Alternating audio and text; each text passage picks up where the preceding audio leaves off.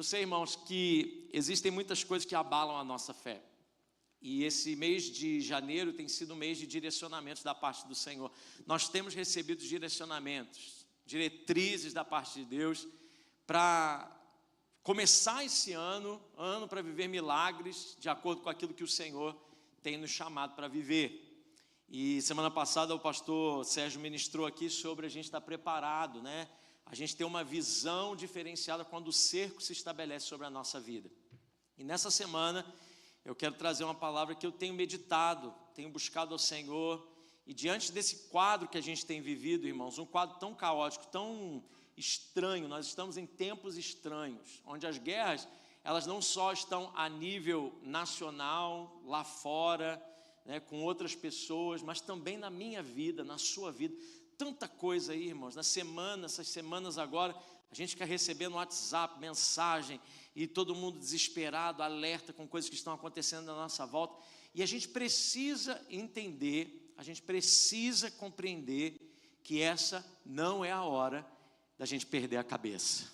Então o tema daquilo que eu quero falar nessa noite é que essa não é a hora de perder a cabeça. Você pode dizer isso para a pessoa que está perto de você? Diga para ela, essa não é a hora de perder a cabeça. Essa não é a hora de perder a cabeça. Vamos ler juntos o texto de Efésios, capítulo 6, versículo 13 a 18, e nós vamos orar. Efésios 6, 13 a 18, diz assim, texto muito conhecido, falando da armadura de Deus. Diz lá, por isso, vamos ler juntos, irmãos, porque esse texto é tão poderoso que você precisa trazer isso para a sua vida. Vamos ler juntos, está projetado aqui no telão, está aí na sua Bíblia, você pode pegar no seu aplicativo. Vamos lá, Efésios capítulo 6, do versículo 13 até o 18, vamos ler juntos. Por isso, vistam toda a armadura de Deus, com vontade, irmãos, para que possam resistir no dia mau e permanecer inabaláveis, depois de terem feito tudo. Assim, mantenham-se firmes, cingindo-os. Só um minuto, irmãos, só um minuto. Vamos deixar os adolescentes saírem se eles tiverem que sair de uma vez. Eles vão sair, porque durante a leitura da palavra não é bom que nada se movimente. A palavra, ela é acima de todos nós. Então nós damos prioridade à palavra de Deus. Então vamos deixar com que eles estão saindo para ser ministrados. Que bênção essa igreja que tem um ministério com adolescentes para ministrar a sua família. Olha que bênção, irmãos.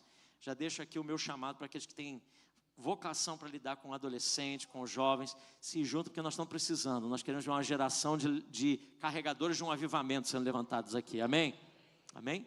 Agora que não há movimento mais, vamos ler novamente. Efésios 6, 13 a 18. Diz assim, por isso, vistam toda a armadura de Deus, para que possam resistir no dia mau e permanecer inabaláveis depois de terem feito tudo. Assim, mantenham-se firmes, cingindo-se com o cinto da verdade, vestindo a couraça da justiça e tendo os pés calçados com a prontidão do evangelho da paz. Além disso, usem o escudo da fé, com o qual vocês poderão apagar todas as setas inflamadas do maligno. Usem o capacete da salvação e a espada do Espírito, que é a palavra de Deus. Orem no Espírito em todas as ocasiões, com toda oração e súplica. Tendo isso em mente, estejam atentos e perseverem na oração por todos os santos. Vamos ler o versículo 17 novamente. Usem o capacete da salvação e a espada do Espírito, que é a palavra de Deus. Mais uma vez, usem o capacete da salvação e a espada do Espírito, que é a palavra de Deus. Senhor, nós nos apresentamos para esse tempo que o Senhor tem chamado hoje. E nós te pedimos, Pai, mune a nossa vida, equipa a nossa vida, Senhor, com essa armadura.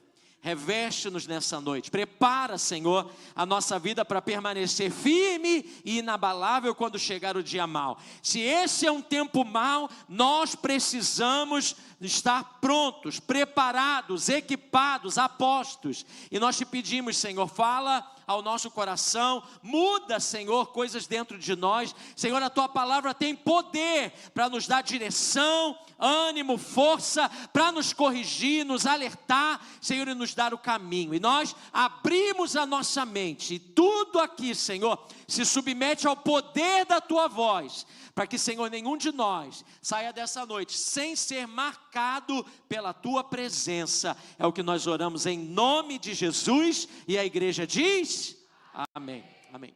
Irmãos, só para a gente começar, a gente sabe, eu sei que você conhece esse texto, você já viu esse texto várias vezes, mas eu quero, nesse dia, nesse momento, falar sobre uma peça da armadura de Deus. Nós não vamos trazer toda a armadura de Deus, porque isso talvez daria aí uma série de ministrações para que a gente se aprofundasse nesse tema, mas eu quero trazer, hoje eu quero falar sobre o capacete da salvação.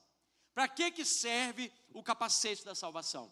E aí a gente precisa entender que quando Paulo escreve a carta aos Efésios, ele não escreve essa carta como ele escreveu outras cartas. A carta de Efésios, eu indico que você leia durante essa semana, tire um tempo de meditação, você vai ver que dá para ler nessa semana, se você ler um capítulo por dia, você lê toda a carta de Efésios, e você consegue entender que Paulo não está reagindo a um problema específico, como ele estava reagindo ali em Corinto, como ele estava reagindo na Galácia, como ele estava reagindo em outras cartas que ele vai falar. Paulo aqui está em Efésios, formando uma igreja madura. Efésios é uma carta importante para a gente entender as questões do fundamento da nossa vida com Deus. Então diga comigo, Efésios, só para ver se você está ligado, porque está muita gente vendo, muita coisa. Então diga comigo, Efésios é fundamento. Nos primeiros capítulos de Efésios, você vai ver que Paulo não fala de comportamento, ele fala de posicionamento. O capítulo 1 de Efésios fala quem nós somos em Cristo. O capítulo 2 vai dizer de onde que nós fomos tirados e onde que nós fomos colocados no Senhor. O capítulo 3 fala o mistério que é revelado através da igreja de Deus.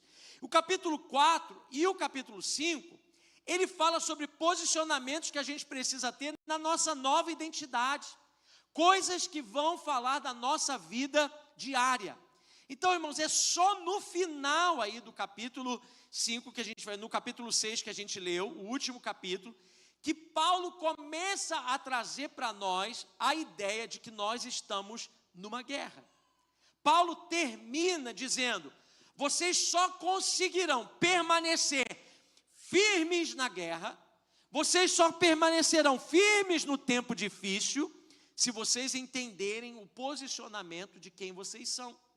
A armadura aqui que Paulo fala no capítulo 6 de Efésios, ela não é para conquistar algo novo, não é para você colocar a armadura de Deus e sair guerreando por aí, lutando contra os demônios, fazendo qualquer coisa, não é isso.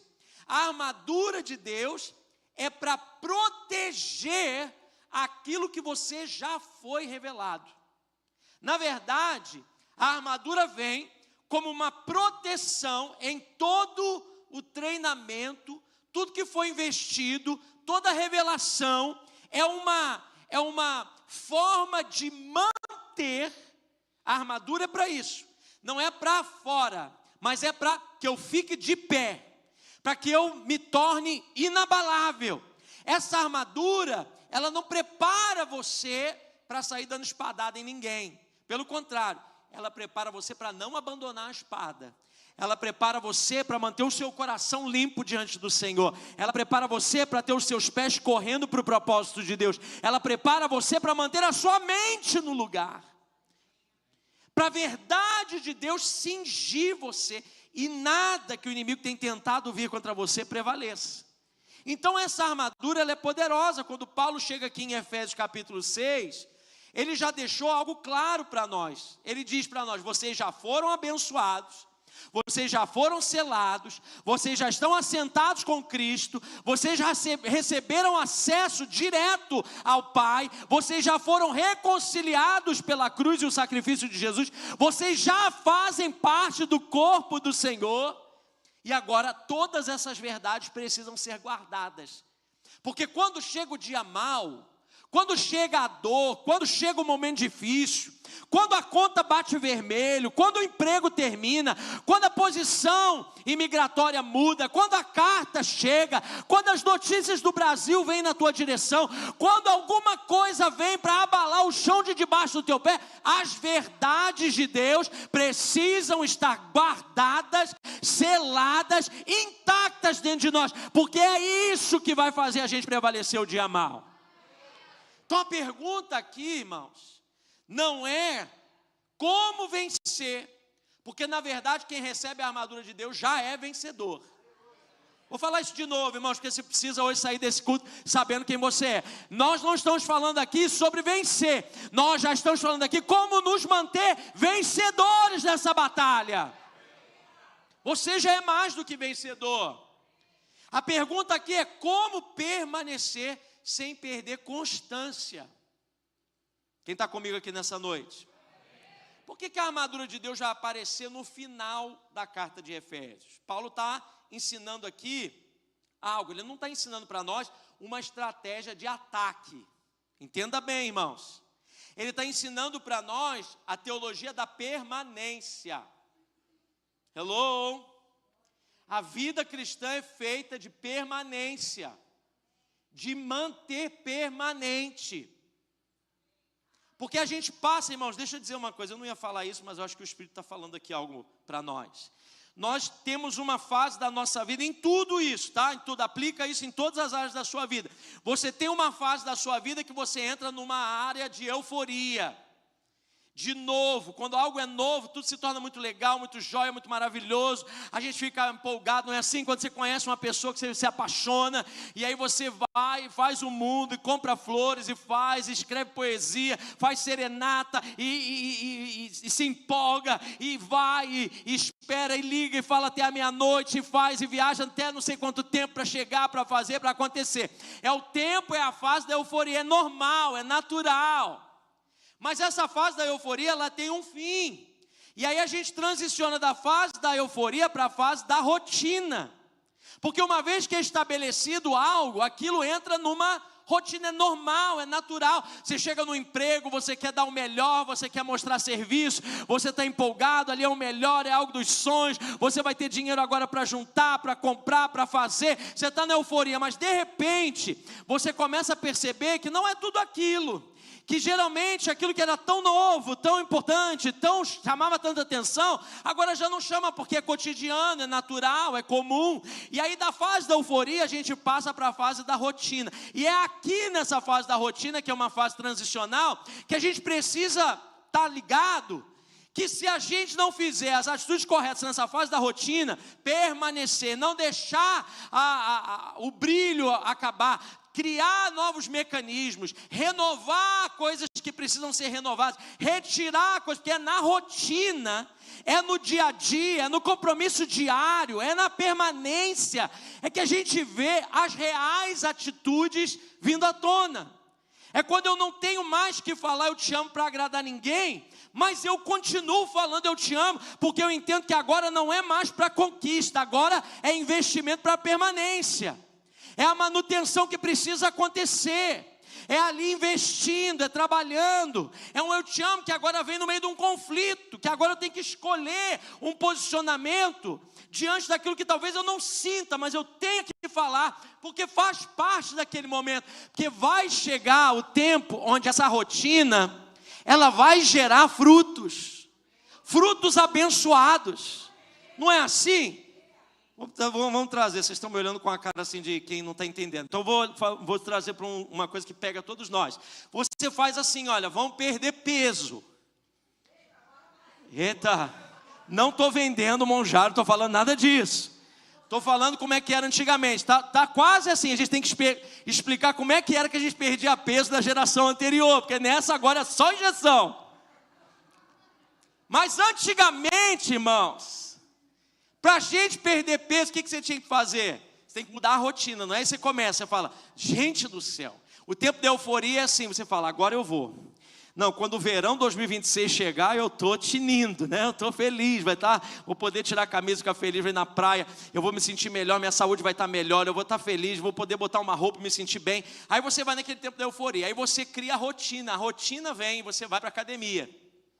E aí, é isso aí, mano. Por quê? Porque aí você fala, agora eu vou cortar alguma coisa, aí você fala, vou cortar. Mas a rotina, ela demanda de nós, ela não é uma coisa agradável. Porque você tem que fazer a mesma coisa, você vai, e às vezes, irmãos, a gente não vê resultado, às vezes não, a gente não vê resultado imediato. Por quê? Porque tem que permanecer, tem que fazer, até acontecer o quê? A rotina vai gerar o quê? Resultados. De repente, quando você vê resultados, aquilo te anima a continuar. Porque é a rotina que nos leva a resultados, e os resultados é que nos fazem permanecer com a alegria e o prazer de mantê-los. É assim. Só que tem muita gente abandonando na hora da rotina, na hora que as coisas começam a se tornar comuns, naturais.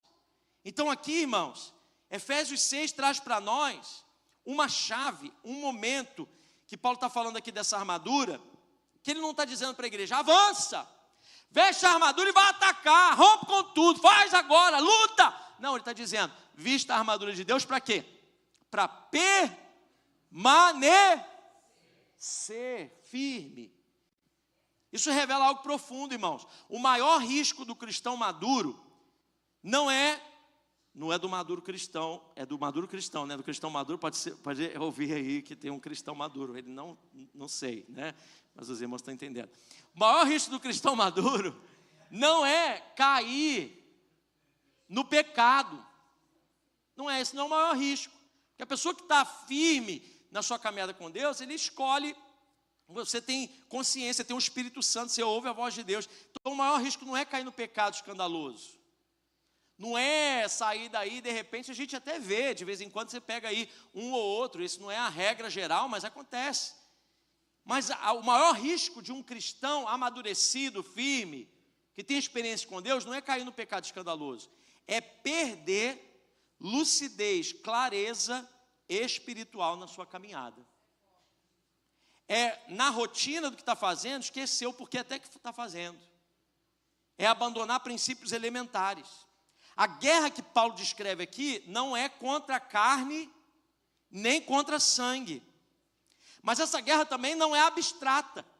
Não é contra a carne nem sangue, então se eu não vejo nada, eu vou ficar aqui lutando, dando soco no ar. Não, ela acontece no âmbito da consciência, da percepção espiritual, da mente que foi iluminada pela palavra de Deus. Quantos estão comigo aqui nessa noite?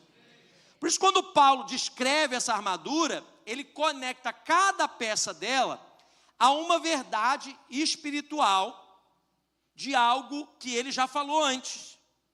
Que ele já pega uma peça daquela armadura e ele fala o cinturão da verdade. Qual a verdade? Você vai olhar lá no capítulo 1, no capítulo 2, as verdades que Paulo está falando lá. Aquilo que o povo dizia que não era, aquilo que foi revelado a ele. Nada ali, irmãos, nessa armadura é aleatório. Quando ele chega no capacete da salvação, que é o nosso foco aqui nessa noite, ele está fechando um ciclo teológico. O capacete não fala, a gente veste o capacete da salvação e a gente pensa, é o capacete da salvação, e a gente fala sobre conversão. O que? Conversão? Não, mas não é, o capacete não é sobre conversão, é sobre a consciência do salvo, do regenerado, do que já experimentou a salvação. Paulo aqui não está escrevendo essa carta a incrédulos. Ele está dizendo, viste o capacete da salvação para você que vai querer ser salvo. Não, ele está escrevendo isso para a gente que já foi salva. Então, o capacete da salvação não é o capacete que vai impedir que a condenação eterna entre na nossa cabeça. Não é isso. Mas é para proteger a nossa mente da distorção da verdade que já foi recebida dentro do nosso coração. E isso aqui é central. Quantos estão ouvindo a voz do Senhor aqui? Amém. Até aqui tudo bem? Dá para a gente continuar, irmãos? Às vezes um alimento sólido a gente fica meio perdido, mas fica firme que a gente vai poder aplicar isso na nossa vida. O perigo aqui, irmãos, não é perder a salvação. O perigo aqui é viver como se a salvação não fosse mais ativa dentro de nós. O perigo aqui não é perder a salvação, mas é viver como se nós não estivéssemos salvos. Eu vou falar de novo. Um grande perigo que a gente pode correr nesses últimos dias não é perder a nossa salvação, mas é viver como se a salvação não tivesse afetando nada na nossa vida. Porque quem ainda não é salvo, pode ser salvo. Agora, quem escolheu ser salvo e viver de um outro jeito, aí, meu irmão, isso é perdição, isso é desgraça. Isso é problema. Então, Paulo entende que muitas pessoas ignoram algo que é vital na caminhada. Você pode estar salvo, você pode estar dentro da igreja, você pode ter exposição à palavra de Deus e ainda assim pensar errado a respeito de Deus, pensar errado a respeito de si e pensar errado a respeito de uma realidade espiritual que você está vivendo. Você pode ser salvo e não ter consciência de quem é Deus, de criar um Deus na sua cabeça que não é o Deus da Bíblia, não é o Deus que precisa ser revelado, que quer ser revelado a nós. Nós criamos, a gente vai pegando um pouquinho dali, daqui, da internet, das coisas que a gente vai vendo, vai criando imagens dentro da nossa cabeça. A nossa vida com Deus vai ficando, coisas a respeito de mim, eu vou pensando muito a respeito de mim, que o Senhor não diz nada disso, não tem compromisso nenhum, não está na palavra, ou pensando muito menos de mim, que também não está na palavra, ou pensando de uma realidade espiritual e aleatória. A gente está vendo as guerras acontecendo e está pensando que é só comigo. O problema está comigo, eu estou numa guerra, estou debaixo. A gente não está entendendo a realidade espiritual que a gente está vivendo. O nível de guerra espiritual que está à minha volta, vai muito além do que os meus problemas pessoais.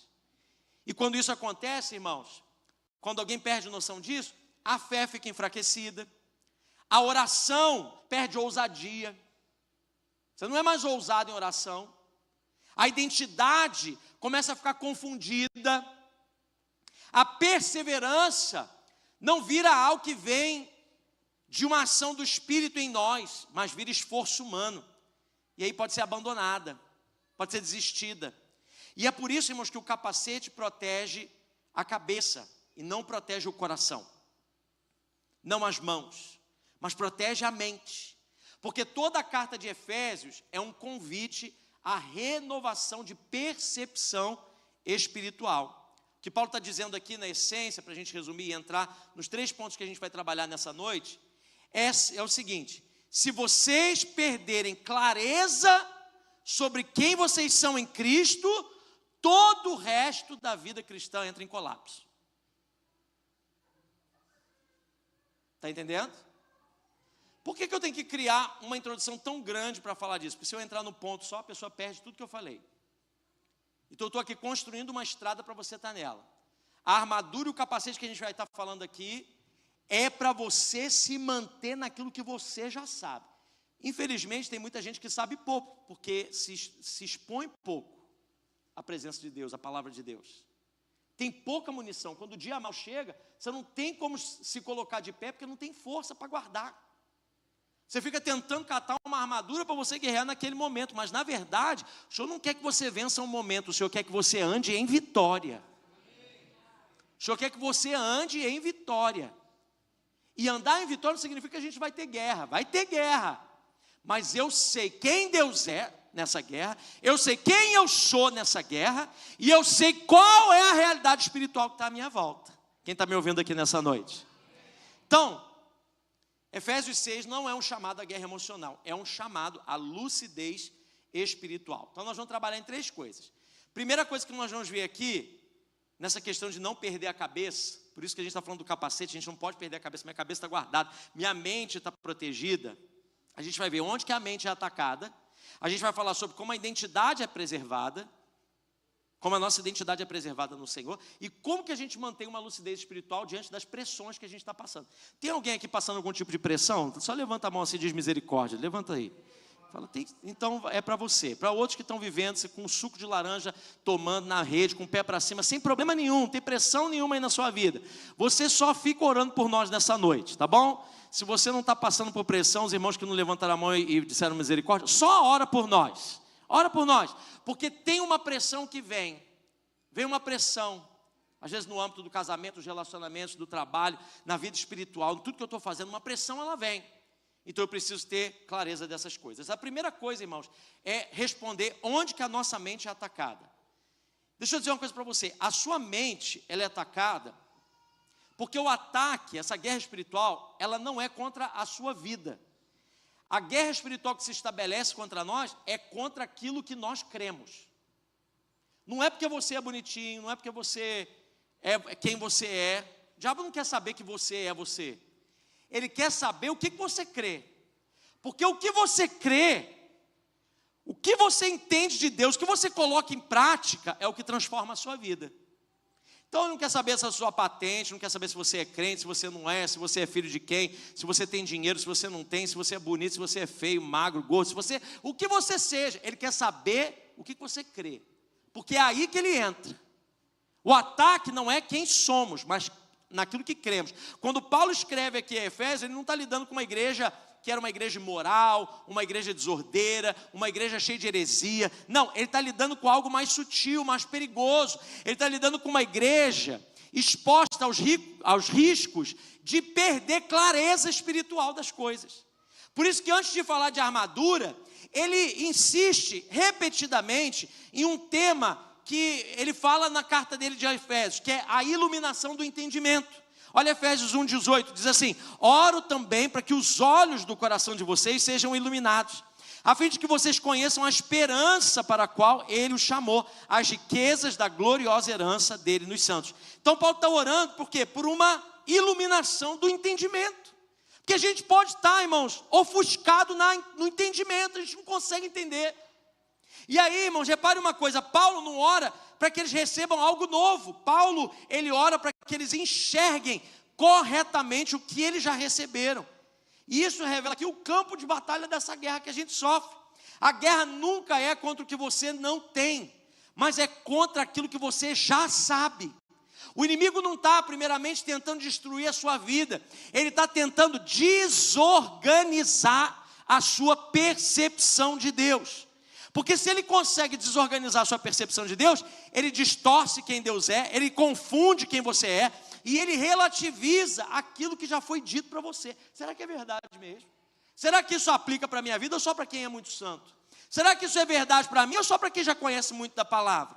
Uma mente confusa, que não consegue chegar na clareza disso, produz uma fé que é muito frágil. Qualquer notícia abala, qualquer coisa tira a pessoa do eixo. Qualquer problema deixa ela numa crise de ansiedade, num colapso nervoso, num problema que a sua fé é desistida. Ela entra em irritação, ela se tranca numa caverna, ela desiste de tudo à sua volta. Uma mente confusa, mesmo no ambiente espiritual, corre o risco de ser fragilizada. E é por isso que Paulo começa lá em Efésios 6, dizendo que a luta não é contra a carne nem sangue, ele é contra estruturas invisíveis que atuam no campo do pensamento. Olha, é sutil, irmãos. Isso acontece com todos nós. Você pode estar aqui agora, eu estou falando isso para você. Você entende isso? Que eu estou trazendo uma clareza da palavra de Deus para você, e a sua mente está pensando assim: meu Deus, como é que eu vou pagar aquela conta amanhã? Ai, Senhor, eu vou ter que levantar amanhã cedinho, já passei. Será que eu mandei aquele orçamento? Porque se eu não mandei, eu não vou conseguir cumprir aquela meta. Sabe que é um campo invisível da mente. E aí você perde a noção de estar aqui nesse momento, entendendo que você tem um Deus que é provedor sobre a tua vida. Um Senhor que cuida de você, que nessa semana já preparou tesouros riquíssimos para que você acesse. E você está preocupado com as migalhas. Porque são fortalezas invisíveis que vão atuando na nossa mente, irmãos, a gente nem percebe.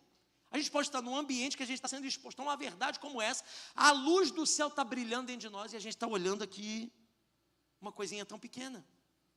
E aí, irmãos, essas estruturas invisíveis que ocupam o campo do pensamento vão trazer interpretações na nossa consciência que às vezes a gente precisa estar alerta. Olha o que 2 Coríntios 10, no versículo 4 e 5 diz, Paulo falando aqui, na versão nova traduzida, diz assim, transformadora, nova versão transformadora: usamos as armas poderosas de Deus e não as armas do mundo. Para quê? Para derrubar as fortalezas do raciocínio humano e acabar com os falsos argumentos. Destruímos todas as opiniões arrogantes que impedem as pessoas de conhecer a Deus. E levamos cativo o que, irmãos? Levamos cativo. A gente tem que treinar nossa mente, pegar, levar cativo, botar uma coleira no nosso pensamento e puxar ela para a direção correta. E ensinarmos os nossos pensamentos a obedecer a Cristo. É um esforço que nós precisamos fazer. O Espírito Santo nos revela, mas nós precisamos ter o nosso papel aí, irmãos.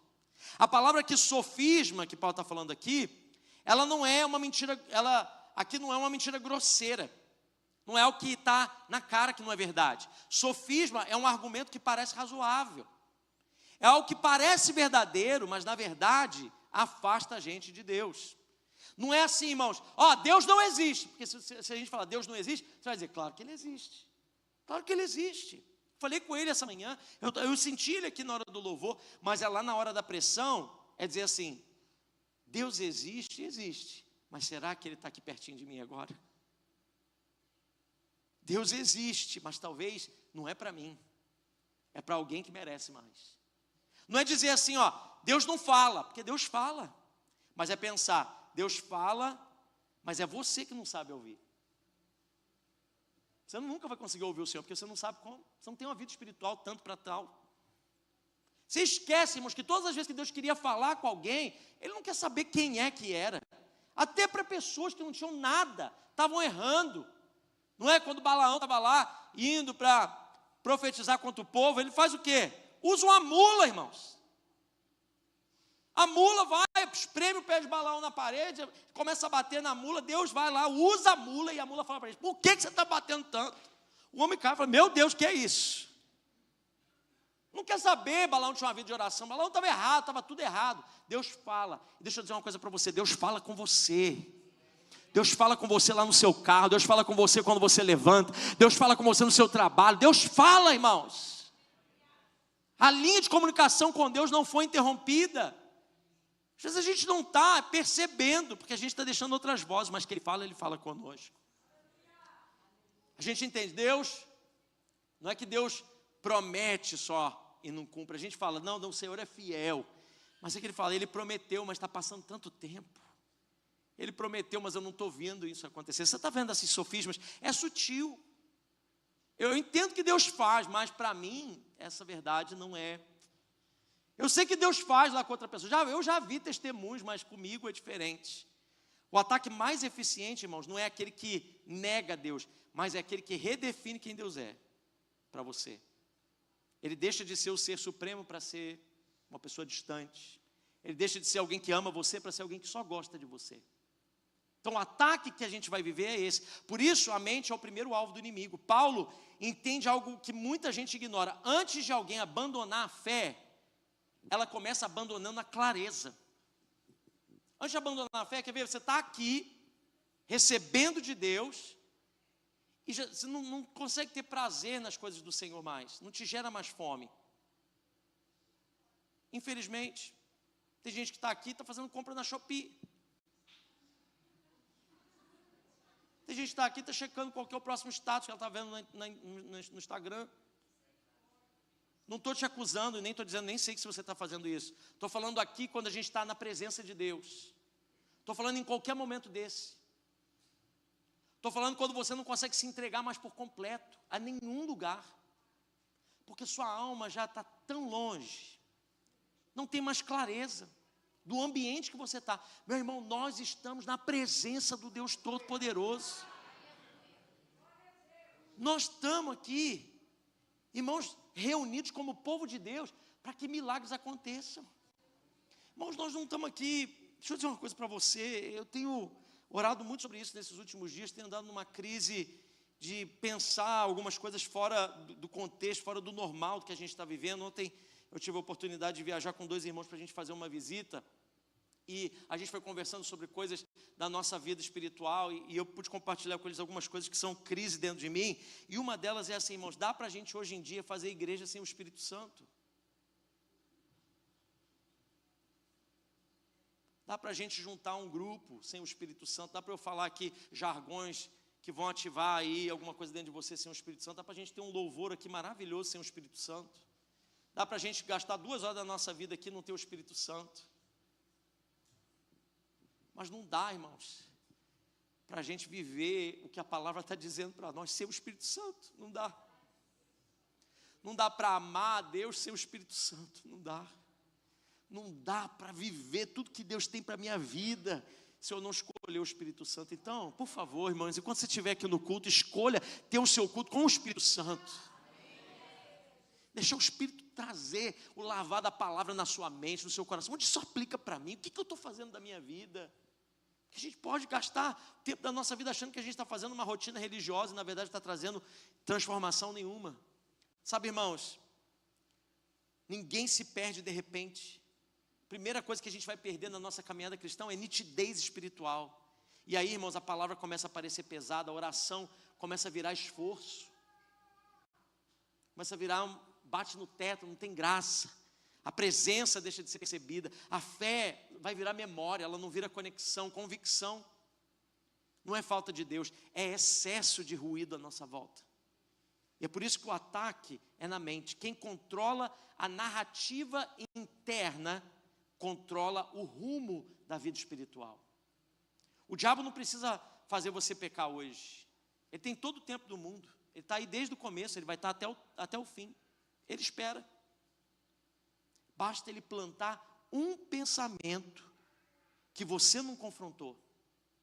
Basta ele plantar um pensamento na sua mente que você não rejeitou. Que você disse, eu não aceito esse pensamento na minha mente. Porque eu sei quem é o meu Deus, eu sei quem eu sou. E eu sei a realidade espiritual que eu estou vivendo. Eu não vou nutrir esse pensamento na minha cabeça. Eu não vou deixar esse sentimento governar as minhas ações. Eu vou colocar isso diante do Senhor. E quando a gente não rejeita, essa semente que ele plantou amadurece.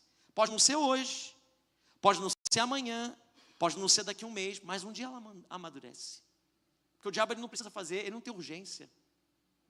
Ele está querendo esperar pegar você na esquina.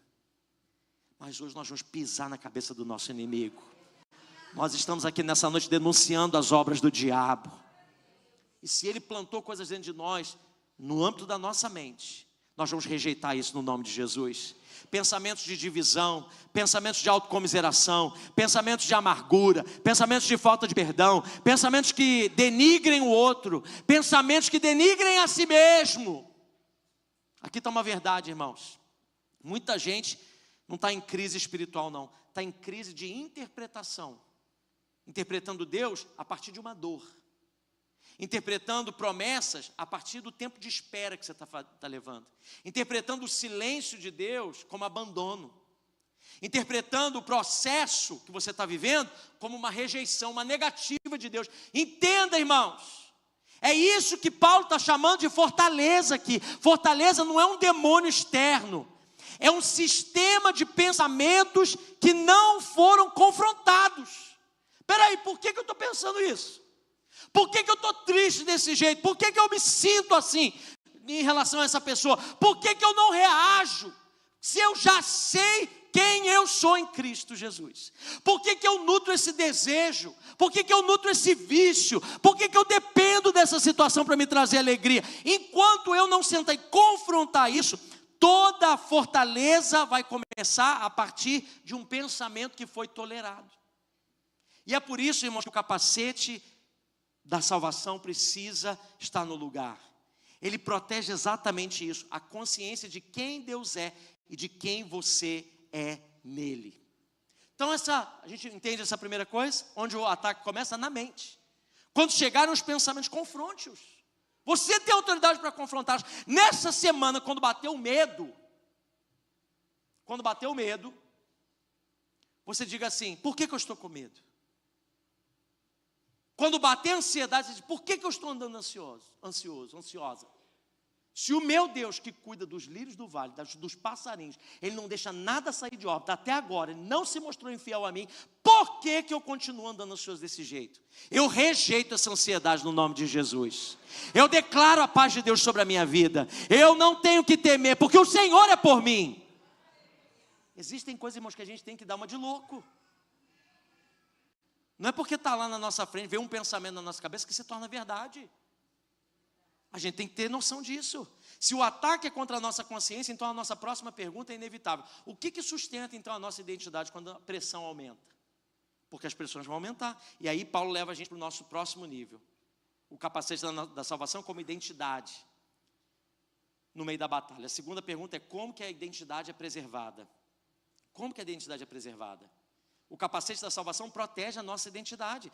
Paulo fala do capacete porque ele entende algo fundamental. A pressão da nossa vida, toda a pressão. Quem está comigo aqui, irmãos? Eu sinto um fluir aqui de Deus. Tem uma presença gostosa de Jesus aqui hoje, não está? Irmãos, parece que tem um bálsamo aqui sobre nós. Eu sinto a presença de Deus de uma forma, está fluindo algo lindo da parte do Senhor aqui. Paulo fala desse capacete porque ele está falando que a pressão da nossa vida, todo nível de pressão que você passa, ele vai exigir de você uma reação.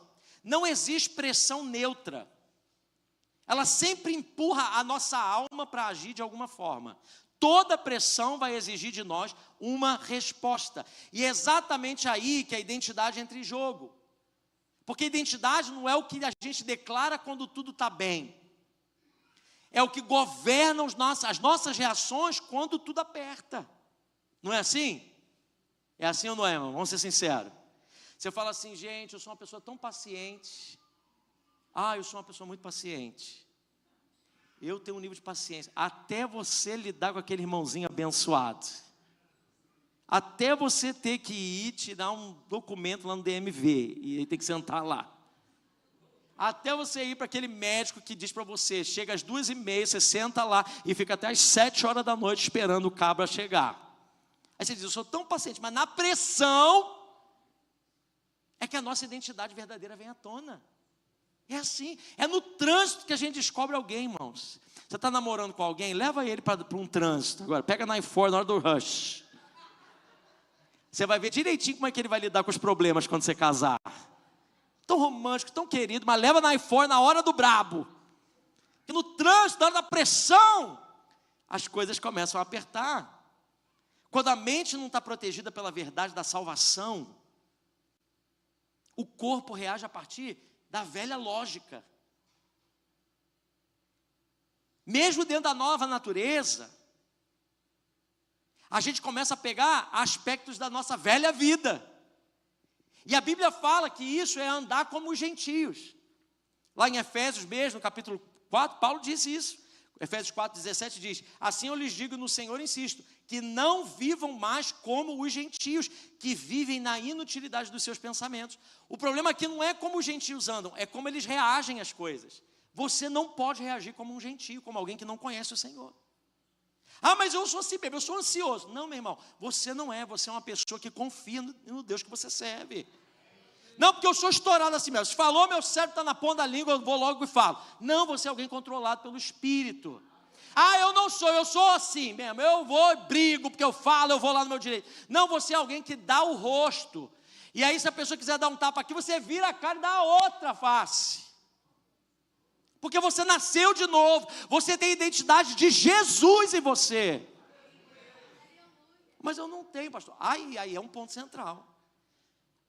Admitir que não tem, precisar de renovo e de conversão, é algo que a gente precisa chegar à conclusão. Porque senão a gente nunca vai ser convertido. Se a gente não experimentar a transformação, não dá para viver vida cristã e ser do velho jeito e jogar, salpicar Jesus em cima e dizer, não, está tudo aqui, eu sou mais ou menos. Não, ou é ou não é. Nós estamos, irmãos, diante de dias, deixa eu dizer uma coisa para você, vamos mais fundo aqui no nome de Jesus. Nós estamos em dias de pressão verdadeira. Eu não sei você, mas a gente está vivendo a nível nacional, a nível mundial, na minha vida pessoal, nós estamos vivendo dias de pressão real, não é teoria, é vida. Tem muita gente aqui sentada ao som da minha voz nessa noite que está com medo, está vivendo em alerta, está carregando tensão no corpo, está com doenças aí, tomando remédio para dormir. Tem gente que pensa 2 vezes antes de sair de casa, tem gente que pensa 2 vezes antes de falar qualquer coisa, tem gente que pensa 2 vezes antes de decidir a vida. Ou eu caso, ou eu compro uma bicicleta, ou eu junto dinheiro, ou eu faço alguma coisa, ou eu fico, ou eu vou. Tem gente aqui, irmãos, que está vivendo debaixo de muita pressão. E isso não é imaginação. é contexto. Mas aqui está o ponto central do que Paulo está dizendo para nós. O seu contexto não define a sua identidade. Não define. O capacete da salvação protege a nossa mente exatamente disso, para que a expressão externa, pressão externa, não nos faça reagir como quem não sabe quem Deus é, quem eu sou e a realidade espiritual que eu estou vivendo. Reações fora da identidade, elas produzem comportamentos de sobrevivência. Parece que você está num jungle, parece que você está numa floresta e você está tentando sobreviver. Tem crente vivendo como se estivesse sobrevivendo. Ainda canta, sobrevivi. Não, meu irmão, você não sobreviveu, você vai viver vida abundante que Deus tem para você. Você não vai sobreviver. Comportamentos de sobrevivência. O que você quer falar com isso, pastor? Quando a pressão aumenta e a mente não está ancorada na salvação, no meu novo nascimento em Jesus, vão surgir respostas que são muito previsíveis. Por exemplo, quando o pânico bate, ao invés de confiar, a gente entra em parafuso. Romanos 8,6 diz, portanto, permitir que a natureza humana controle a sua mente resulta em... Não, peraí, você tem que ler isso aí. Portanto, permitir que a natureza humana controle a sua mente resulta em morte. Mas permitir que o espírito controle a mente resulta em... Você que decide. Você que decide, quer andar em morte ou vida e paz. Está aí. A mente desprotegida entra na urgência. A mente guardada permanece firme no Senhor. O corpo, irmãos, só segue a narrativa do que a mente acredita. Ao invés da gente andar suportando, amando, tendo paciência, a gente anda irritado. É outro modo de sobrevivência. Andar irritado. Tem gente que está andando irritado demais. Está se irritando à toa. Colossenses 3,12 diz, portanto, como povo escolhido de Deus, santo e amado, revistam-se, põe sobre você profunda compaixão, bondade, humildade, mansidão e paciência. Irritação constante não é só temperamento, porque eu tenho um temperamento forte, então eu estou sempre irritado. Não, não é só temperamento forte. Muitas vezes é uma mente cansada tentando se proteger sozinha. Você não confia que tem ninguém por você. Você está o tempo inteiro atacando, porque você não confia que ninguém ama você de verdade. Para de ser orgulhoso, baixa essa guarda. Bota um sorriso nesse rosto, faz um agrado para alguém. Pelo amor de Deus, para de brigar. Para de gritar, suas crianças não aguentam mais. Sua esposa está no limite. Seu marido já não aguenta mais essa gritaria, esse disse todo tempo. Chega do trabalho, um inferno dentro de casa. Pelo amor de Deus, muda. Muitas vezes, irmãos, quando a gente esquece que nós fomos alcançados pela graça, que é graça de Deus, a gente cobra demais, a gente exige perfeição, a gente reage com dureza. Quem esquece que foi perdoado, reage sempre com aspereza. Vamos continuar, que vocês estão me olhando com muita cara feia. Vamos lá. Ao invés da gente se aproximar de Deus e dos irmãos e estar na casa do Senhor, o que a gente faz? A reação de sobrevivência é o quê? É eu me isolar. O isolamento. Hebreus 10:25 diz, não deixemos de congregar. A pressão, irmãos, frequentemente empurra o salvo para longe. Quem é salvo, quando a pressão vem, a primeira reação é de, não, hoje não vou não, hoje não quero me envolver, não quero. Quando o Espírito se manifesta, ele sempre atrai você para alguém. Isolamento não começa com rebeldia, começa com pensamentos assim, eu não quero incomodar, não. Vou ficar aqui na minha porque ninguém vai entender. Se eu falar isso, as pessoas não vão entender e aí vai interpretar mal. É melhor ficar quieto, é melhor a gente nem tocar nesse assunto, porque isolamento começa assim. A mente desprotegida chama isolamento de maturidade. Não, só estou dando um tempo. Quando, na verdade, essa é uma defesa, que pode custar muito caro.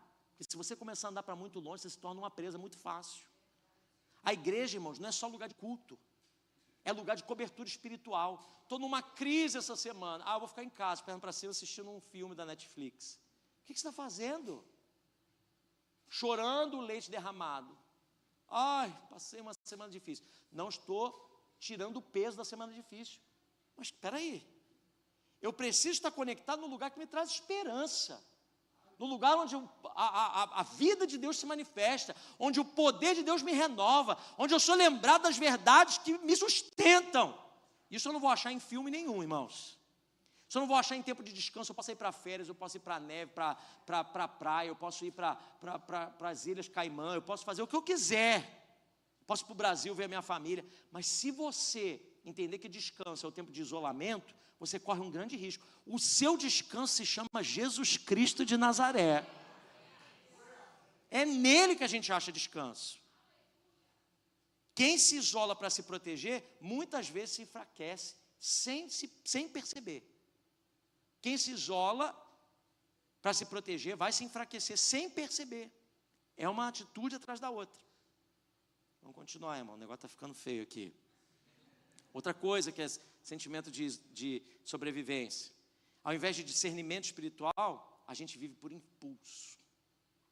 A gente vive por impulso. Então, eu tenho que reagir. Ai, agora? Ai, meu Deus, está lá. Ai, ali tem um camburão que vem para me pegar. E aí a gente vai e começa. Eu não vou hoje. Ai, agora. Mandaram o WhatsApp agora aqui que está ali. Está lá.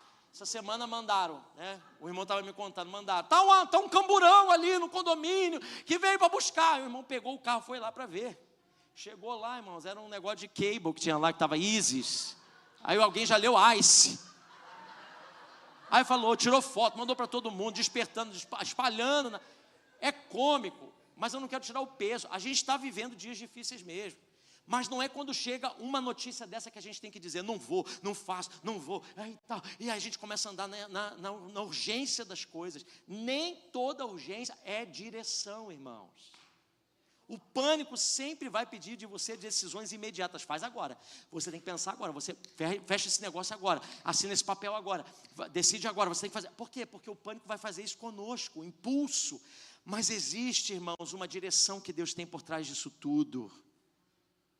A direção de Deus quase sempre é aquietai-vos.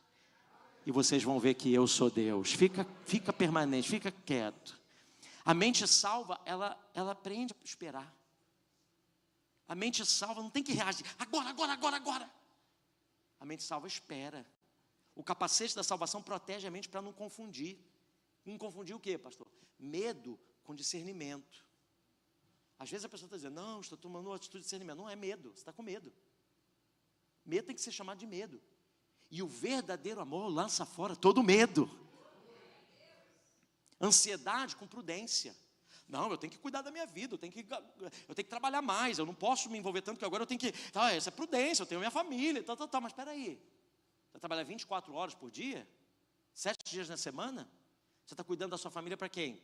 Para o outro que vai vir, né? O Ricardão que vai casar com sua mulher. Você trabalhando 24 horas por dia, 7 dias na semana, você vai morrer e deixar uma conta muito gorda para ela poder participar, fazer um casamento bonito e viajar de lua de mel.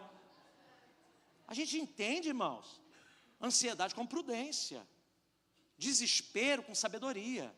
Não, mas eu tive que fazer essa coisa. Você teve nada. Ninguém botou a arma na sua cabeça e disse para você fazer. Nós andamos debaixo de direcionamento da parte do Senhor. Isaías 30:15 diz, assim diz o Senhor soberano, o Santo de Israel, vocês, irmãos, isso aqui é muito poderoso, vocês só serão salvos se voltarem para mim e em mim. Não só voltar não, é voltar e achar descanso em mim. É assim que vocês vão ser salvos. Na tranquilidade e na confiança está o quê? Sua força. Mas vocês não quiseram saber. Na tranquilidade e na confiança está a sua força. Não é no tanto que você produz. Quantos estão entendendo? Romanos 12:2 diz, não imitem o comportamento e os costumes desse mundo, mas deixe que Deus os transforme por meio de uma mudança em seu modo de pensar, a fim de que experimentem a boa, agradável e perfeita vontade de Deus para vocês. Muita gente aqui recebeu direção clara de estar aqui nessa terra, e eu quero trazer essa palavra para você, meu irmão. Se Deus deu direção clara para você estar aqui, foi uma direção em oração, foi direção em jejum, foi confirmação espiritual, foi com lágrima, foi com sacrifício. Pressão não anula o chamado de Deus para você. O inimigo tenta fazer você interpretar a direção passada à luz do medo. Há um medo que está vindo presente sobre a sua vida. Mas o mesmo Deus que abriu o caminho para você estar aqui, Ele não perdeu o controle da história. Ele cuida da tua vida. Agora, se a pressão testa, a gente vai terminar, os irmãos podem me ajudar aqui, por favor. Se a pressão testa as nossas reações, então o próximo passo é inevitável. O que a gente faz com os pensamentos que ainda insistem em nos puxar para fora da identidade? A gente precisa de lucidez espiritual, e eu quero orar por você por lucidez espiritual. Eu quero te dar 7 passos, enquanto o pessoal do louvor aqui se ajusta, eu quero dar 7 passos para você manter lucidez espiritual. Nessa semana nós vamos colocar esses 7 passos em prática. Primeira coisa aí, bota aí o primeiro para mim. Ponto 1, aparece para mim? Apareceu. Comece o dia se alinhando, não se explicando. Para de fazer tanto plano. Para de começar o seu dia assim, antes de entender tudo que você sente, tudo que você está enfrentando, alinhe a sua mente à verdade de Deus. Não é sobre abrir um devocional longo, mas é sobre trazer à memória quem é que governa o seu dia. Nessa semana, não dá um passo fora da sua cama sem abrir a sua boca e dizer: quem governa o meu dia hoje é o Senhor Jesus Cristo de Nazaré. Eu trago à memória que eu sou servo do Deus Altíssimo e que Ele não deixa com que o meu pé vacile. Ele é o guarda em quem eu confio, Ele é minha torre forte. Declare a palavra de Deus sobre o seu dia. Lamentações 3:21 diz: traga à memória o que pode trazer esperança. Segunda coisa que você vai fazer: não tome decisão importante quando a alma se sentir apertada. Está com a alma apertada? Acalma. Quem crê não se apressará, o que diz Isaías 28:16. Pressa nunca vem de Deus, nunca do Espírito. Eu não gosto daquele dizer assim: Deus tem pressa em fazer. Deus não tem pressa, Deus é o dono do tempo. Ele faz tudo no seu tempo. Coisa ruim é a gente ficar com pressa. É ou não é, irmãos? Tem gente que saiu com pressa hoje, esqueceu tudo para trás. Aí entra no carro já brigando. O sangue de Jesus tem poder. Será que é espírito de revelação ou é só normal mesmo? Acho que é normal. Porque a gente sai com pressa. Começa a semana com pressa. Pressa, irmãos, é terrível. Deus trabalha em paz. Mesmo quando o processo é intenso, esperar não é fraqueza. Você às vezes vem de um lar onde você tinha que dar resposta, você tinha que fazer, você tinha que ser o melhor, você tinha que... E a gente vai assim, a gente cria essas resistências dentro de nós. Mas esperar não é fraqueza, é discernimento. Terceira coisa: aprenda a reconhecer quando um pensamento não merece espaço. Diga assim comigo: nessa semana, Senhor, por favor, me ajuda a discernir os pensamentos e ver o que precisa ser guardado ou ser jogado fora. Nem tudo que passa na sua mente precisa ser aceito como verdade, irmãos. Ai, meu Deus, se eu não fizer isso, eu não vou pagar o aluguel nesse mês. Está repreendido no nome de Jesus. O meu Deus que começou a boa obra em mim, Ele é fiel para cumprir. Ele não vai me deixar na vergonha. Não é verdade, eu não vou agir nisso. Ai, o mundo inteiro está contra mim. Eu rejeito isso. Eu tenho um que é a favor da minha vida. Eu não estou debaixo de uma língua humana, de uma sentença humana. A seu tempo, o Senhor vai trazer justiça. Não aceite, não ande com vergonha, com medo. Pensamentos que roubam a paz, irmãos, produzem medo constante, empurra a gente para o isolamento. Coisa que não vem do alto. Tiago 3,17 diz que a sabedoria que vem do alto é, antes de tudo, o quê? Pacífica. Quarta coisa: cuide do que você permite entrar na sua mente todos os dias. Para de gastar tanto tempo assistindo o jornal. Para de gastar tanto tempo nos grupos. Você está naqueles grupos, tem um grupo agora, olha, alerta vermelho para todos os lugares onde está passando, não sei aonde. Sai desse grupo no nome de Jesus. Quem cuida dos teus passos é o Senhor Jesus. Ai, pastor, eu estou sendo prudente. Não, está passando lá em Melbourne. O que você tem a ver com isso? Está passando lá em Deerfield Beach. Pegaram lá em Deerfield. Tá vendo? Agora lá no Texas o negócio está difícil. Bom, vamos orar pelo Texas, mas não tem nada a ver comigo, eu moro em Kissimmee. Tem coisa, irmãos, que a gente tem que ter clareza do que a gente está deixando entrar na nossa mente todo dia. A mente sempre alimentada por alguma voz vai reagir a isso. Se não for pela palavra, vai ser pelo ruído.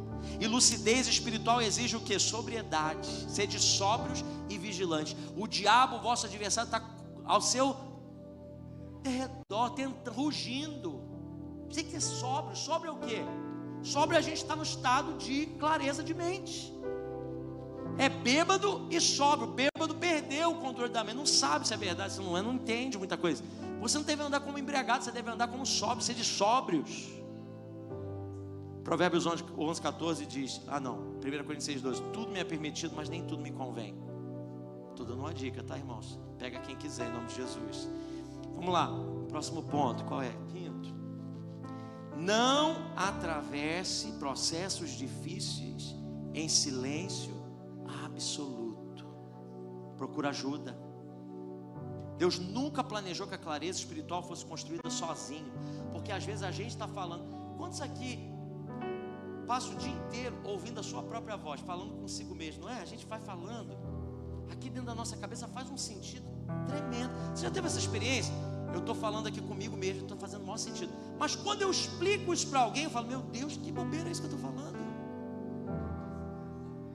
Quando você fala assim, olha, eu estou com medo porque isso vai acontecer, aí quando você fala para alguém, você fala, você não fala com a mesma coisa, porque você fala, peraí, o que eu falo comigo, quando eu falo aqui, se eu falar aqui, não sai como eu estou ouvindo aqui. Já teve essa experiência?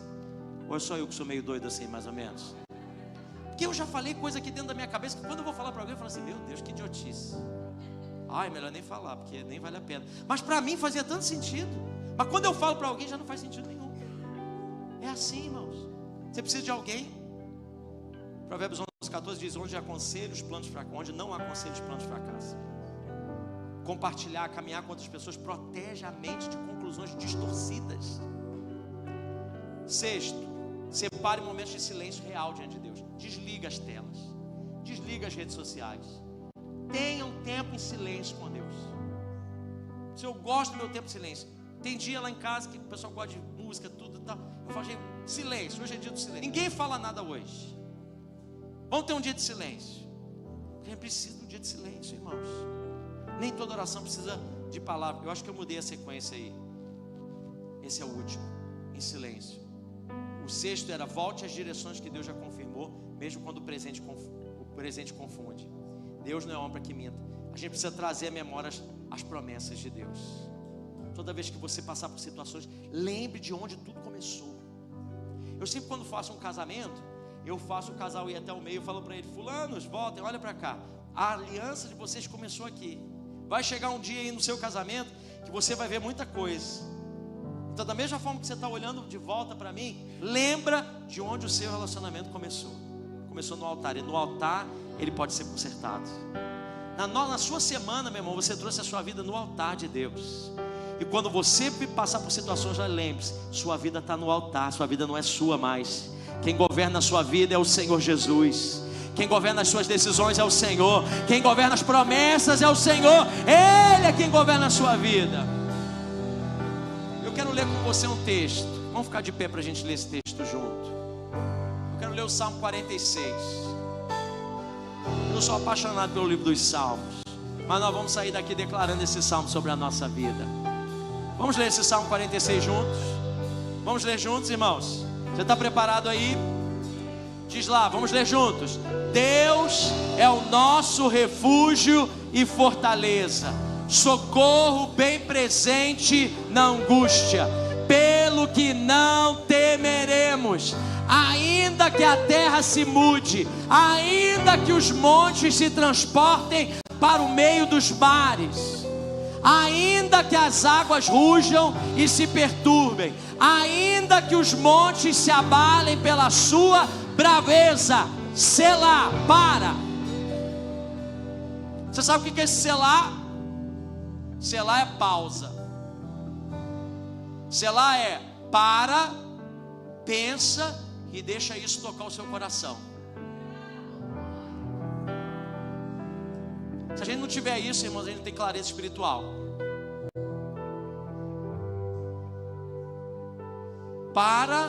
Pensa sobre isso. Deixa isso entrar dentro de você. Quando chegar o próximo selar, você vai fazer isso. Vai lendo com essa consciência. Há um rio cujas correntes alegram a cidade de Deus, o santuário das moradas do Altíssimo. Para mudar, Deus está no meio dela, não será abalada. Deus a ajudará ao romper da manhã.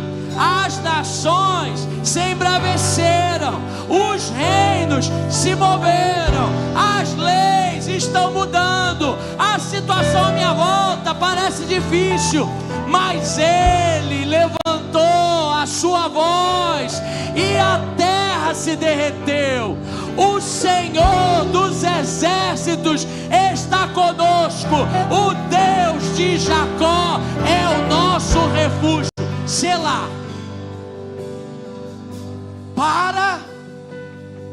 Pensa, deixa isso entrar dentro do seu coração, porque isso é a verdade de Deus. Vamos de novo, 8. Vinde, contemplai as obras do Senhor, que desolações tem feito na terra.